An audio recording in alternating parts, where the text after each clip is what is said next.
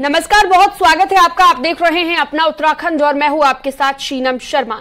सबसे पहले बात कर लेते हैं रुद्रप्रयाग से आ रही बड़ी खबर की, जहां पर केदारनाथ धाम के पीछे एक बार फिर से ग्लेशियर टूटा है। सुमेरु पर्वत से भारी मात्रा में टूटकर ग्लेशियर आया है। सुमेरु पर्वत से टूटकर ग्लेशियर इतनी तेजी से नीचे आया कि चारों तरफ सफेद धुआं छा गया।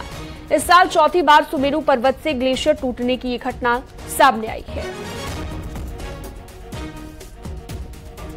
तो एक्सक्लूसिव तस्वीर न्यूज 18 आपको दिखा रहा है और ग्लेशियर टूटने की ये घटना जो सामने आई है, चौथी बार इसी साल में ये घटना देखने को मिली है। संदीप प्रसाद फोन लाइन पर जुड़ गए हैं ज्यादा जानकारी के लिए रुद्रप्रयाग से। संदीप, केदारनाथ मंदिर के पीछे जो ग्लेशियर टूटा है उसकी तस्वीर अपने दर्शकों को हम दिखा रहे हैं, क्या वजह इसके पीछे मानी जा रही है?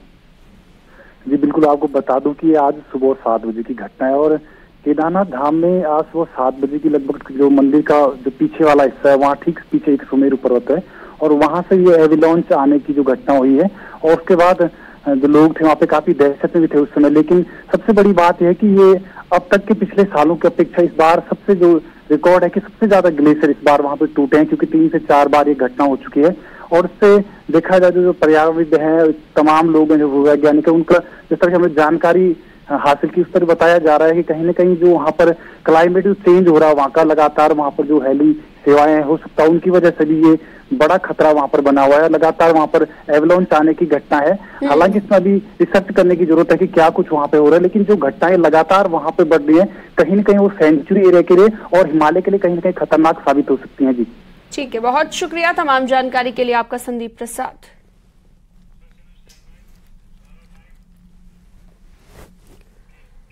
देहरादून के चक्राता से खबर आ रही है, जहां पर गाड़ी चोरी करने वाले 2 चोरों को ग्रामीणों ने रंगे हाथों पकड़ने के बाद जमकर उसकी धुनाई कर दी, जबकि चोरों का एक साथी मौके का फायदा उठाकर भागने में कामयाब हो गया। पकड़े गए दोनों युवकों को ग्रामीणों ने रस्सी से बांधकर जमकर पिटाई की और बाद में राजस्व पुलिस को सौंप दिया। बताया जा रहा है कि सहिया के मसडार गांव में देर रात चोर रात को गाड़ी चुराने की कोशिश कर रहा था।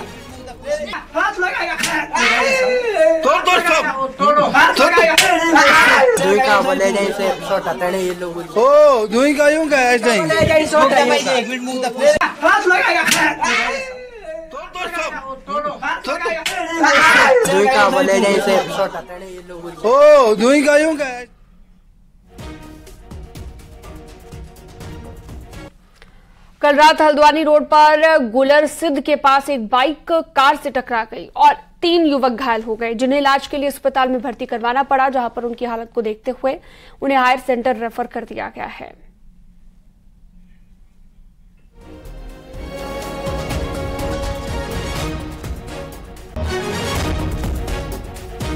तो डॉक्टरों ने हायर सेंटर रेफर कर दिया है गंभीर हालत में। यहां पर इन लोगों को लाया गया। हादसे में 3 लोग गंभीर रूप से घायल हुए हैं।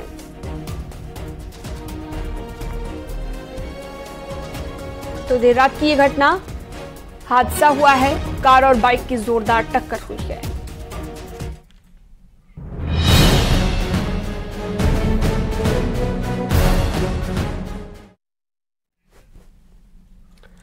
बागेश्वर उपचुनाव के लिए प्रचार का आज अंतिम दिन है और आज शाम को 5 बजे चुनाव प्रचार थम जाएगा।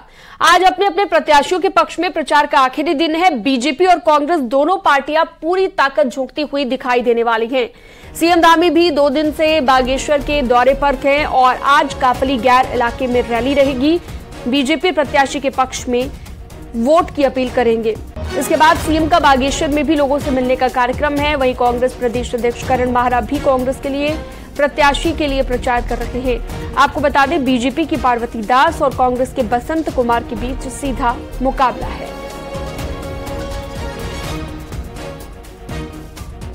तो आज शाम को 5 बजे चुनाव प्रचार थम जाएगा। दोनों पार्टियों ने पूरी ताकत आज झोंक दी है। शैलेंद्र नेगी खबर पर ज्यादा जानकारी के लिए बागेश्वर से हमारे सहयोगी जुड़ गए हैं। सीधा शैलेंद्र का रुख कर लेते हैं। शैलेंद्र, बागेश्वर में चुनाव प्रचार का आज अंतिम दिन है, यानी कि दोनों पार्टियां पूरी ताकत झोंकने वाली है आज चुनाव प्रचार में।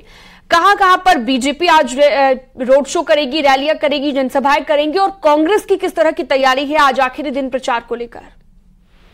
देखिए, क्योंकि आज आखिरी दिन है और भारतीय जनता पार्टी ने अपने सबसे बड़े स्टार प्रचारक और प्रदेश के मुख्यमंत्री को चुनाव मैदान में यहाँ से जो है प्रचार के लिए उतारा है।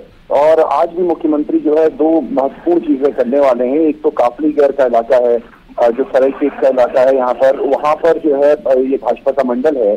तो तीनों मंडलों में अभी तक जा चुके हैं, ये तीसरा मंडल है मुख्यमंत्री जहां आज जाएंगे और वहां पर एक बड़ी जनसभा को उनको संबोधित करना है। और उनको सुनने के लिए भी यहाँ पर सैकड़ों लोग अभी से पहुंच चुके हैं। तकरीबन 11:30 बजे मुख्यमंत्री यहाँ पहुंचेंगे और कि क्या वो बोलते हैं जनता ही सुनने के लिए पहुंच रही है।